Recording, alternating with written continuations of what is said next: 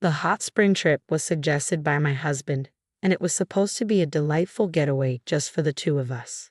However, without telling me, he invited our son and his wife, with whom I have a strained relationship.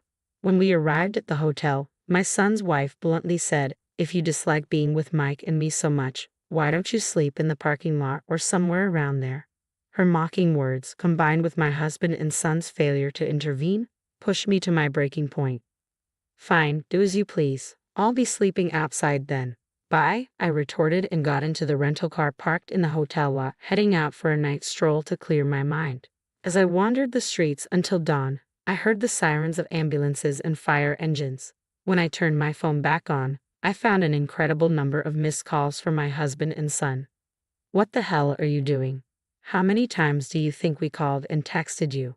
my husband demanded when I answered. He and my son were frantic, explaining that a careless smoking incident had caused a fire scare at the hotel. I was utterly appalled by their lack of apology, so I gave my husband one last chance. "Hey, which is more important to you? Mike and his wife or me?" "What? What's with that all of a sudden? Is this the time to be asking that? Just come back already," he replied. "I see, that's fine. Well, Mike is your child with that woman anyway, and it seems like I'm no longer in your eyes."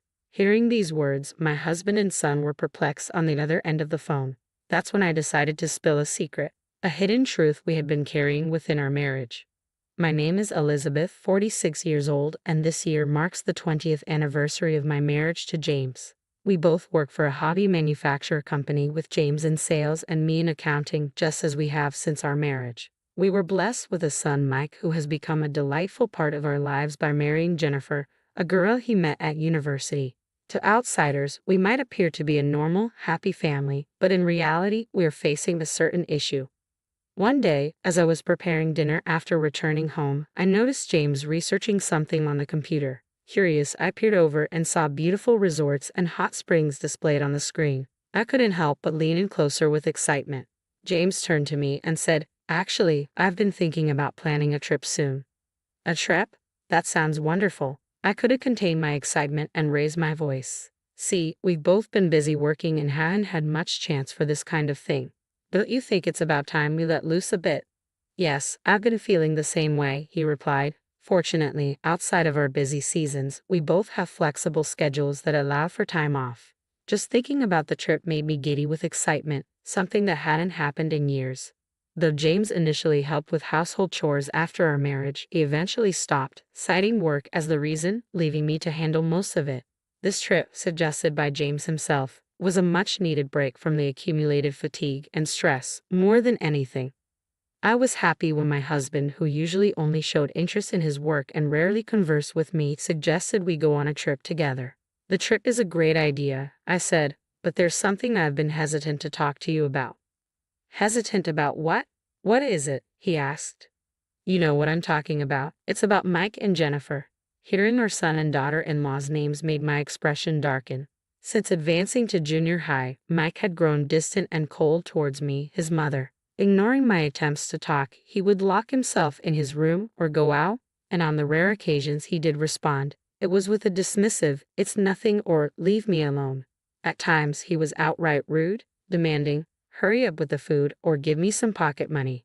There were even instances when I was locked out of the house, not just by the door but by a chain gate. Initially, I dismissed it as a phase of rebellion, but when his harsh words and actions persisted, I grew concerned and consulted James several times. However, James brushed it off, saying, "Isn't that just a phase of rebellion? Or maybe just adolescence? You should understand that and deal with him properly as a mother," showing little concern for the matter. I tried to reach out to Mike, but his attitude remained unchanged.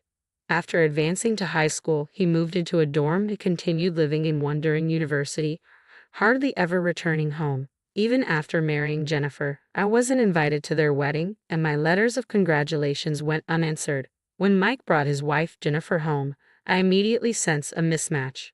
Her brightly dyed hair, heavy makeup, and flamboyant attire made her appear quite flashy, even for her age. In front of James and Mike, Jennifer behaved normally. But the moment we were alone, she stared at me, then glared and said, "I wondered what kind of woman the mother of Mike would be, only to find out she's this plain.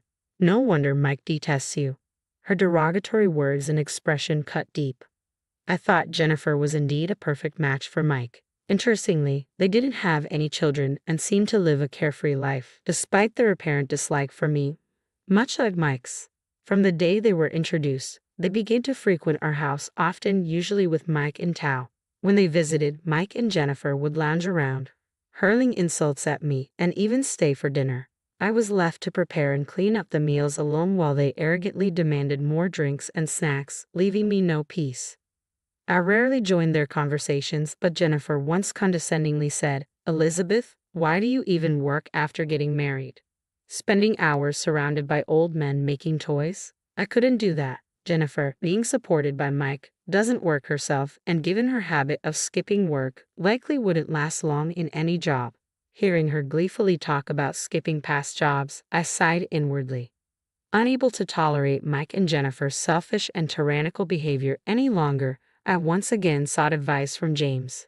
However, he simply said, "Mike is still as rebellious as ever, but Jennifer isn't that bad, right?"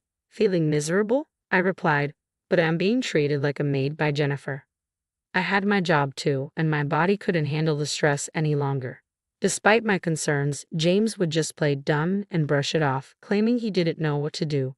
Eventually, the visits from Mike and Jennifer stopped. Whether they no longer wanted to see me or had other obligations such as work or finances, the reason was unclear, but their absence from our home was certain. Still, it seemed James continued to meet with them. Sometimes I could smell their perfume and cigarette smoke on him when he came home. As an asthmatic, cigarette smoke was particularly harmful to me, so I had asked Mike and Jennifer to refrain from smoking inside the house during their visits. Even with our strained relationship, I found relief in not having to endure their unpleasant behavior. I was determined to ensure they wouldn't interfere with our hot spring trip, and I worked hard to convince James of this. Relieved when he agreed, I looked forward to our trip to Hawaii. I pored over the guidebook daily, bought new clothes, and eagerly anticipated the vacation. However, the intrusion began on the very first day. As we arrived at the airport security check for our Hawaii-bound flight, pulling our suitcases and preparing to pass through the ticket gates, I was stunned to hear familiar voices. I turned around to see Mike and Jennifer standing there. "What? Why are you here?" I asked in disbelief. "Didn't Dad tell you? We decided to come along to Hawaii," Mike replied. I was dumbfounded and glared at James. "Mike and Jennifer have always dreamed of going to Hawaii," he said. "I'll handle them, so please let's go together." I was astounded. Despite all my efforts, including working hard and dieting for this trip, James still prioritized Mike and Jennifer. My plan seemed ruined, and I decided there was no point in going to Hawaii with such unpleasant feelings. As I was about to turn back, Mike and Jennifer stopped me. "For the past 11 years, I've wanted to reconcile with you, Mom, but I couldn't bring myself to be honest about it," Mike said. "I know my behavior wasn't right, and I realize now that I've been awkward and unfair. I want to get along with you, Elizabeth, and I don't want to strain our relationship any further." I was taken aback. It was the first time Mike had shown such humility, and Jennifer seemed eager to avoid appearing as the villain. Reluctantly, I agreed to go to Hawaii with the four of us. On the plane, Mike and Jennifer were in high spirits, ordering and starting to drink alcohol, while James sat happily next to me. Despite their upbeat mood, I felt an odd sense of unease and tried to distract myself by gazing at the scenery outside the window. Upon arriving in Hawaii and renting a car, we started our trip based on the plan James had revised on the plane. However, it wasn't long before Mike and Jennifer began to ignore my presence, speaking only to James. At water-based attractions like Sea Life Park and Waikiki Beach, they would intentionally trip me, making me fall and get soaked. At lunch, they pushed their leftovers onto me, among other forms of harassment. The tension escalated after dinner when Mike and Jennifer came to our hotel room, wanting to drink. When James went downstairs to get some snacks, Mike and Jennifer, who had bought alcohol in Hawaii, sat on my bed without asking. Mike pulled out an ashtray and cigarettes. "Hey, this is a non-smoking room. Stop it, please," I said. "It's fine if we ventilate," Mike replied with an annoyed look, and Jennifer began to light a cigarette as well. Reaching my limit, I shouted, "Enough. Stop smoking in a non-smoking room. You'll get us thrown out if you don't follow the hotel's rules." "What's with you all of a sudden?" Mike retorted. "I told you before that I have asthma and can't handle cigarette smoke." Please follow the hotel's rules, I said, struggling to keep my composure. Your serious motherly attitude has always been so irritating, Jennifer snapped. Smoking in a non-smoking room is the height of rudeness. God, you're so annoying. What's wrong with having fun on a trip? If you hate smoke so much, why don't you sleep in the parking lot or somewhere else? My head went blank from their words. Just then, James returned from his errand. Hey, it's loud even in the hallway. What's with all the shouting? I can't stand being with these two for another second, I said. They're trying to smoke in a non-smoking room, and why did you bring them along despite me saying no? This is unbelievable, I said, my pent-up emotions overflowing with tears. Mike and Jennifer looked down at me, smirking. You're just annoying, acting all high and mighty, Mike said with a smirk. You're no fun, not even drinking a single sip of alcohol. I felt something snap inside me. Fine, I get it. I'd rather sleep outside than stay here. Bye. Hey, Elizabeth, James began, but I quickly gathered my valuables and phone and stormed out of the room. James tried to stop me by grabbing my arm, but I shook him off. Leave me alone. I want to be alone, I said, my voice trembling. I hurried out of the hotel and made my way to the parking lot. There was no sign of James following me. I got into the rental car and drove around Hawaii at night, trying to clear my head. Despite my suspicions, Mike and Jennifer hadn't changed their attitude towards me, and James was no better. Despite my desperate pleas, he had brought Mike and Jennifer along without my consent. It seemed impossible to continue any semblance of a family relationship after this trip, especially with the secret about James and Mike that I had kept hidden. The more I thought about it, the more anger and sadness overwhelmed me, so I kept driving to calm myself down. As I drove through Hawaii's beautiful night scenery, my heated mind gradually cooled. After a while, tiredness set in, so I parked the rental car in a coastal park and decided to rest inside. I thought I heard sirens in the distance, but I was too exhausted to care and quickly fell asleep. When I woke up, dawn had broken, and the sparkling sea greeted me with its beauty. Soothing my spirits, I had breakfast at a seaside diner and then remembered to check my phone. I had turned it off before driving because I didn't want to hear from James or see his texts. Now, calm, I turned on my phone and was shocked by the number of missed calls and texts starting from around 11 o'clock last night. There were at least 30 or 40 of them. Just then, a call from James came in. What the hell are you doing? Do you know how many times we've tried to reach you? I've called and texted you. James's voice was a mix of anger and distress. What do you mean? I just had breakfast at a seaside diner, I replied, confused.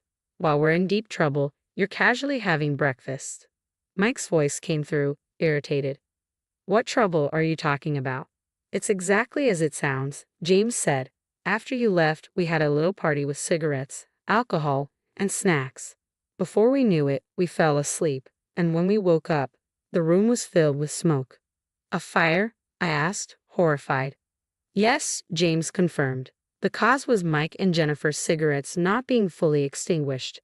Thankfully, it was just a small fire, but the fire trucks arrived in droves, and everyone in the hotel had to evacuate. Now we're being blamed for it. Jennifer suffered a minor burn and was taken to the hospital. Mike and I have to go to the police for questioning and apologize to the hotel staff. I see now, the sirens I heard last night must have been for that, I said, stunned by the extent of their carelessness. Then James, in his usual carefree and irresponsible manner, said, So, we're tied up here and can't leave. Can you go to the hospital and stay with Jennifer? The lack of apology and his prioritization of Jennifer over me made it clear that some things would never change. I decided to give James one last chance. James, who is more important to you, me or Mike and Jennifer? What? Why are you asking that now? This isn't the time, James replied, sounding bewildered. Well, I said, by then, I was completely disillusioned with James's attitude. Hey, what do you mean? Don't joke around at a time like this, James said, his frustration evident. Well, Mike is your child with that woman, and it seems I'm no longer in your thoughts, I said, as both James and Mike looked confused by my words. I took a deep breath and decided it was time to reveal the secret I had kept hidden. Mike, you are the child of your father and his mistress, I said firmly. Mike was stunned into silence and James grew visibly agitated as I continued. 24 years ago, James had an affair with a woman who worked with us at the time. By the time I discovered the affair, she was already pregnant. She had the audacity to tell me, "I'll give you the child, so don't demand any compensation." I found her contemptible, but I couldn't bear the thought of abandoning the child. So, I decided to raise the child, yourself, as my own without seeking any compensation. The mistress was fired, and James's affair became known, but taking you in helped soften the blow. Despite not being biologically related, I raised you as my own. However, your rebellious phase began in middle school and only worsened over time, which I initially thought was normal adolescent behavior.